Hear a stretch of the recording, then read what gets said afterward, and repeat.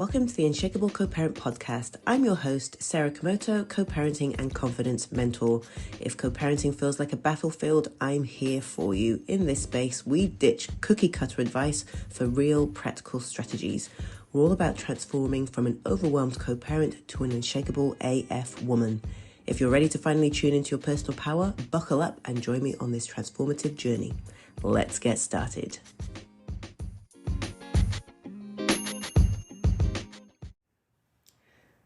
Welcome back to the Unshakable Co-Parent Podcast. So I'm your host, Sarah Komoto, and in this episode, we're going to be moving on to the second crucial phase of the Unshakable Co-Parent framework, and this is the Child Whisperer Protocol.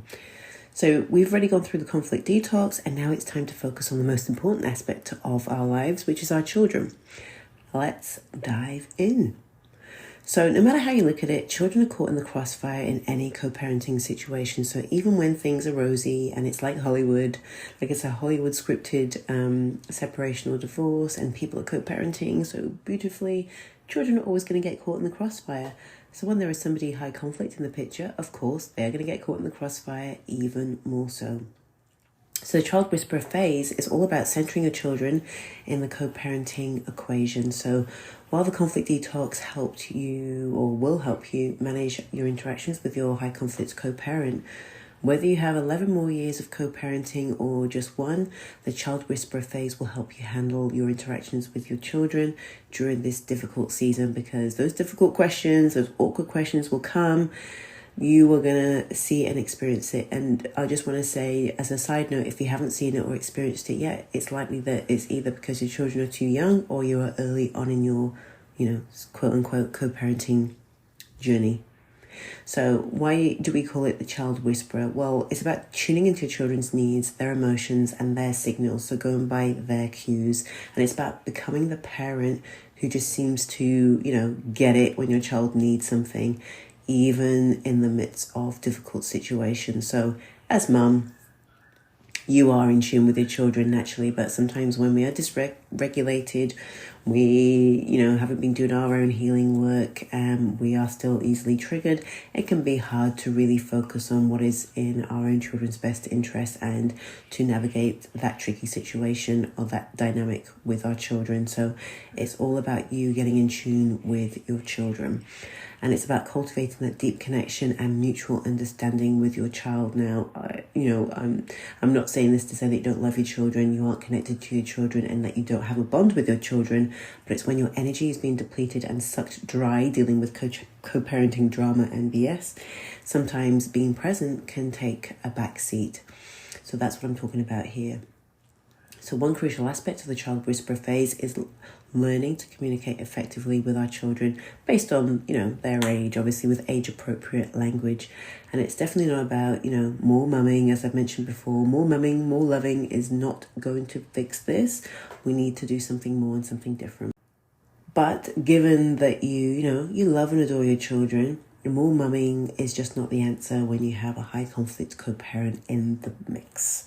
Okay, so this means that talking about the changes in your family dynamic in a way that is age appropriate and sensitive for your children. You may have children that are of different ages, and you may be fresh out of the divorce or separation, or you maybe have been struggling for years and years and years, but it's about finding the right languaging without invalidating or even gaslighting our own children, unintentionally, of course. So remember that this is a challenging time for them too. No matter what you're experiencing, they're going through their own shit too. And they might not always know how to articulate their feelings, especially if they're very young. That's why we need to be really drilled down and honed in on their needs and their wants, and to be there for them, to hold that space. Now we need to do that for ourselves first in order to support our children in the best way possible for them. So your role is to provide them with a safe space in a non-judgmental way to express themselves. So not necessarily fixing. I know as mums we tend to want to fix, but we just need to hold that space. And you're going to learn how to do this. As you learn to do it for yourself, you will learn how to do that for your children. So next, it's about helping your children navigate their own emotions. So kids often struggle to understand and manage their feelings. I mean, we know there are adults who can't even do that, who are 50, 60 years old. So especially when there is a high conflict co-parenting situation, so one co-parent is high conflict and one parent is not, It means it's really difficult for them to express how they feel and to make sense of how they're feeling and why they're feeling the way that they feel, because these are two parents who naturally they love and probably adore, depending on the dynamic.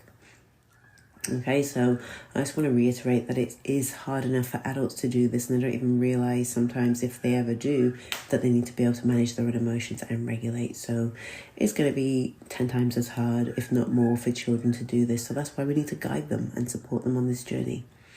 So it's about teaching them that it's okay to feel upset or angry or confused, and providing them with the right tools, these healthy coping mechanisms, to deal with these emotions in a healthy way as they unfold.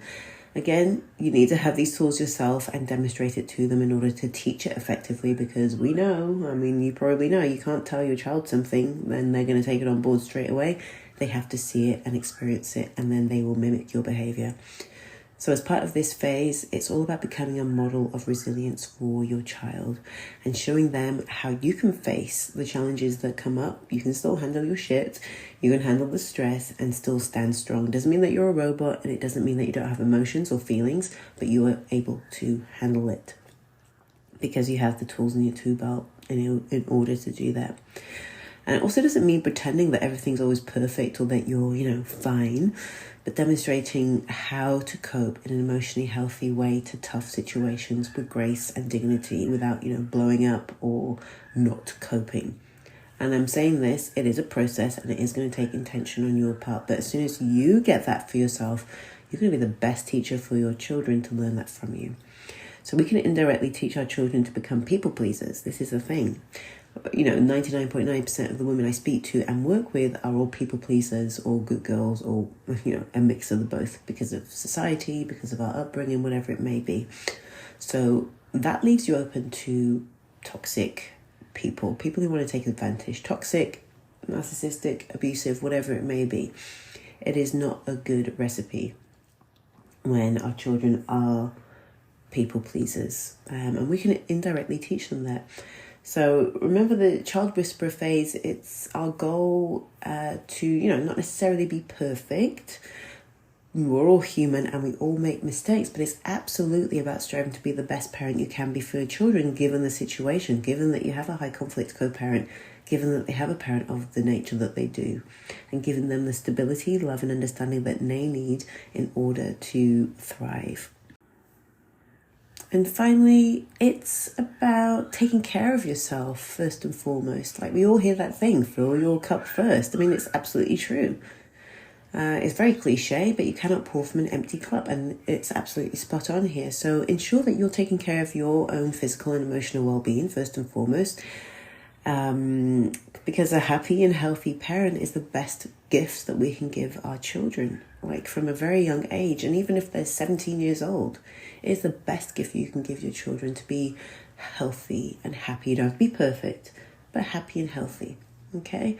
And able to, manage your emotions, regulate, and at least be on that journey towards becoming the best possible mum, parent, co-parent, human being you can be. Again, as I always say, there is plenty more I can talk about on this. I could talk for a year on this. But that is our bit of an introduction to the Child Whisperer Protocol, which is the phase of the Unshakable Co-Parent Framework. I hope you found it insightful and helpful. And remember that, you have the power to transform your co-parenting dynamic and make it easier and healthier for you and your children. So stay tuned for our next episode, where I'm going to be diving into the final phase, which is becoming unshakable as fuck. Until then, take care and continue being an unshakable co-parent, parent, and woman.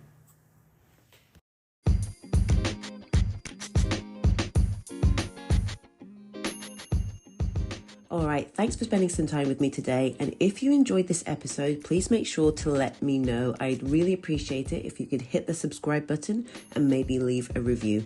Every comment helps us reach and empower more women just like you. And if you have more questions, let's continue the conversation over on Instagram at Unshakable Co-Parenting. Okay, bye for now.